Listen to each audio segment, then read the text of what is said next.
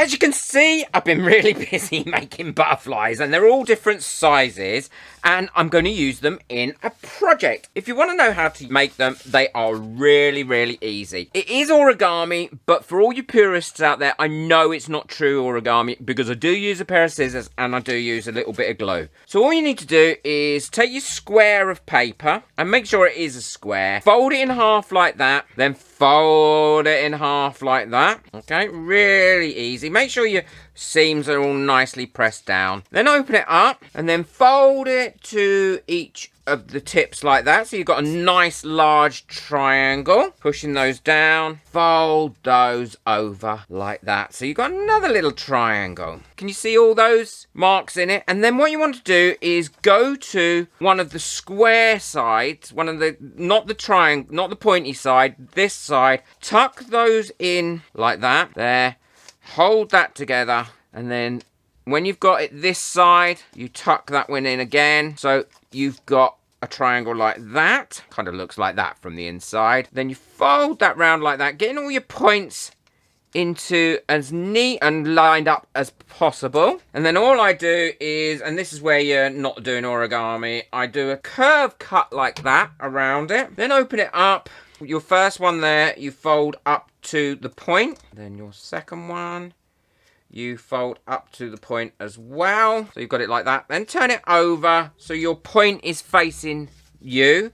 Lift that point up and lift it up so it lifts up these bottom bits slightly as well, and the point is overlapping there like that. Okay, and then fold that over there. Now you could stop at that and leave that like that, fold it over, but because I've got another stage that I want to do, then I glue that. And I use a tiny bit of white glue. I've got a little bit here on a toothpick. I pop that on there. You don't need much. And then fold that down and hold it into place for a couple of seconds until that is really nicely secure. Look how quickly that has turned into kind of like a butterfly shape. And then what I do is I fold it in the middle there, and that's what gives you the wings all up and in nice direction. Now you can curl these up a little bit if you want to, or do whatever you like, but it's really easy. As long as your piece of paper is square, then it works lovely.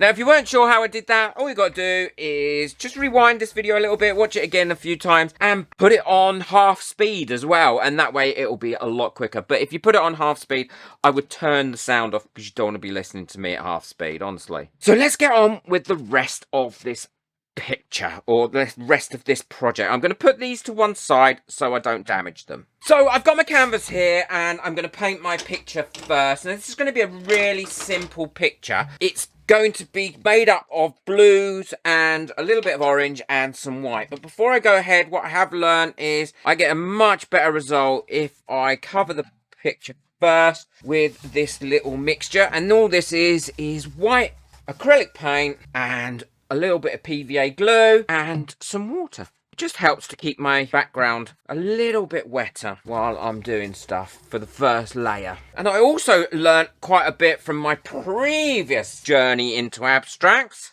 that I sometimes put too much paint on my brush, and as a result it creates problems for me. I'm going to use a cerulean blue, an ultramarine blue and a little bit of titanium white.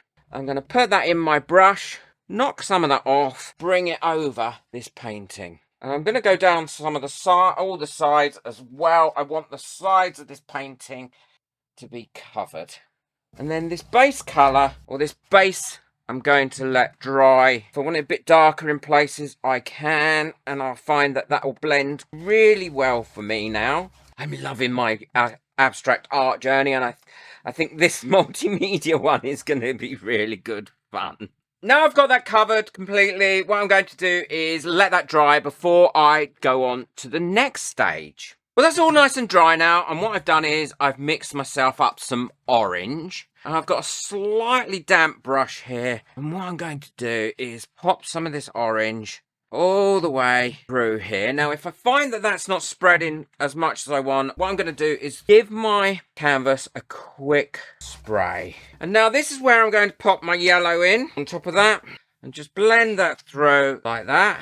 And now I'm going to put some really bright yellow in and then just let that dry. So now that's nearly dry. It's not completely dry, it's nearly dry. What I've got is my sponge and I'm going to go over this using the colours that I've already mixed up all the way over it. The reason I'm doing this is I want it to have a bit of texture going all the way through it underneath. There we go. Now I'm going to wash out my sponge and do the centre bit. And this I'm going to do with some white, some yellow and some orange. Okay, so that's done. Now, apart from, I'm going to put some bright yellow alone into that all the way through these two orange streaks. So that's all done now as far as I want to do painting wise. What I'm going to do is let this dry and then give it a quick coat of a semi-gloss varnish, and then I'll show you how I'm going to put the butterflies on. Well, this is all dry now. It's had its coat of varnish. I'm really liking how it's looking, and it's time to stick my butterflies on. So I'm going to be using Yoo-Hoo glue to stick these on with, because I think this is the best glue for this sort of project. It does mean that I can put a little bit on the butterfly, a little bit on the canvas,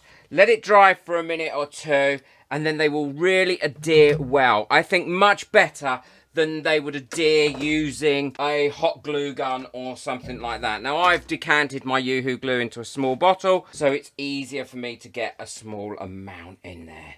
And then once you've got that on there, you can give it a really good push down. And then once that's dry, that isn't going to go anywhere. And I'm going to be working in different colours. I've not got any set pattern, and I want them to be working, going up in sizes, and that's why I've got them in sizes here. I'm putting a little bit of glue on the canvas where I think a butterfly is going to go, and then a little bit on the actual butterfly itself. And then they're not going to go anywhere, to be honest. They're going to be there permanently. So if it gets a really hot day in my house where this is going to go, these aren't going to come off. And if I feel they need to be pushed down a little bit harder, all I'm going to do is push them down using a wooden stick. So I'm going to go ahead, I'm going to finish off putting these on, going up in sizes, and then when it's finished, I'll show you what it looks like. Hopefully it's going to look fair. There we go, that's all finished now. I'm really pleased with it. I clumped all the bigger butterflies up and then spread them out as they are getting further away and smaller. I'm really pleased with how it's come out. Let me know what you think in the comments below. I just think it makes it look a little bit different. Let's zoom in. There we go. I think it looks great. This would probably be better if it was painted white, but I use it as a chalkboard as well in my studio. Don't forget to boot that like button. It really helps my videos to get out there. And hit that subscribe button for lots more crafty things coming up. Take care. Enjoy your crafting. Bye.